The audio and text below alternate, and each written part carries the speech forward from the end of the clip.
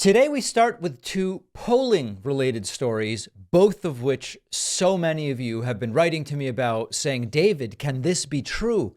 What is happening in this election? What is happening in this Republican primary? What is happening to Joe Biden? Today's voicemail will also deal with this in some sort of more tangential way. So let's start first with the supposed shocking new poll, which says that Nikki Haley, in a hypothetical matchup against Joe Biden, defeats him by 17 points. Now, I've given a number of tools to the audience for figuring out what we should believe. And one of these tools is that in the data analysis that we do, as we seek to critically analyze primary sources, as we do all of the different media literacy things that we should be doing, at some point, you also want to introduce the question, does this pass the sniff test? And when you ask yourself, is it really a possibility that in a general election held today, Joe Biden would lose to Nikki Haley by 17 points in the national popular vote? To me, this does not pass the sniff test, but let's be thorough. This is not a poll that has anything to do with the Republican primary. This is if Nikki Haley were the Republican nominee, if Joe Biden were the Democratic nominee. According to this new poll from the Wall Street Journal over the weekend, Nikki Haley is ahead 51-34. If, as Mediaite tells us, if this were to become a reality, this would be the largest general election margin since 1984. When Ronald Reagan defeated Walter Mondale by 18 points. Now, of course, this would only be the matchup if Nikki Haley somehow defeated Donald Trump.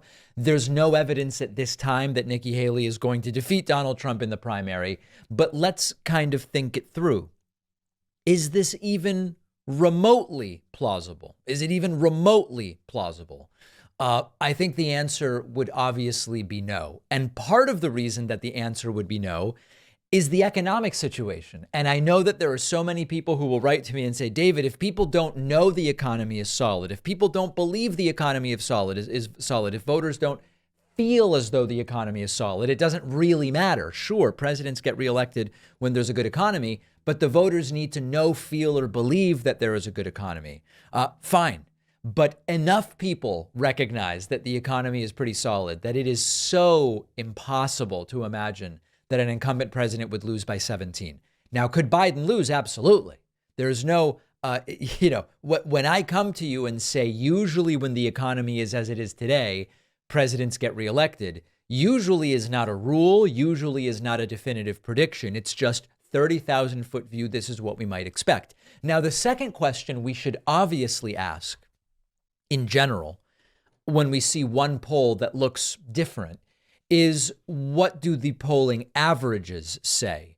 And there's a couple different things we might look at. First, in terms of Trump versus Biden, it's Trump plus 2.3. Now, I know that Haley versus Biden is a different question than Trump versus Biden, but the idea would be when you have a presidential election with an incumbent president up for re-election, to a great degree, the election is a referendum on that president who is in the Oval Office at the time of the re-election, seeking re-election.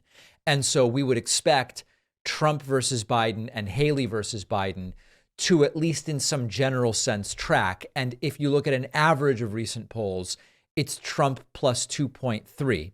And very importantly, and this is maybe the most important thing to keep in mind, in the Wall Street Journal poll, 51-34 represents only 85% of the vote. So not only does a 17-point margin for Nikki Haley seem unlikely by everything we know, a full 15% of respondents aren't yet sure, aren't yet committed to any candidate, or at least as of today believe they would vote third party, and many of them by the time election day comes around will not. We know that. Third-party candidates aren't going to get 15% in my estimation. So when you see 51-34, when you see Trump on average winning 47-44.5, and you realize, wow, there's almost 10% of the electorate missing there, the missing portion of the electorate in all of these polls is larger than the margin we've seen in the popular vote over the last many decades. So the important takeaway here is Could Joe Biden lose to Trump? Absolutely. Could Joe Biden lose to Nikki Haley? Absolutely. This is why, if you don't want that to happen, you have to make sure that you and everyone you know is planning to vote. Do we believe that if the election were held today, Nikki Haley would defeat Joe Biden by 17 points? I don't. And the reason I don't is doesn't pass the sniff test. The polls don't represent anywhere close to 100% of the electorate. It's 10 and a half months from the election, and no other poll is telling us what this one Wall Street Journal poll is. So on that poll, I would say doesn't really change the approach, which is this will likely be a close election. And if we want to do everything we can to prevent Trump or Haley from winning, we should ensure we're talking to people about voting and that we plan to vote. Now, the next part of this polling story, which we will deal with sort of separately, is the changing dynamics within the Republican primary. And this is getting super interesting. Anxiety and depression are mental health challenges that affect millions of Americans. 32% of American adults have reported symptoms of anxiety or depression, but finding the right treatment can be tough. You might have tried things already, might have not been enough, might have not been the right fit. Maybe medications you tried had side effects you didn't like. There is an alternative treatment for anxiety and depression that's shown promising results for many, and that's ketamine therapy. Our sponsor, MindBloom, is a leading provider of at-home ketamine therapy. They have a team of licensed doctors and therapists who guide you through the process. Ketamine therapy is based on scientific research that shows it's generally safe and well tolerated without many of the side effects of some other traditional medications. 89% of MindBloom patients report improvements in anxiety or depression after just 2 sessions.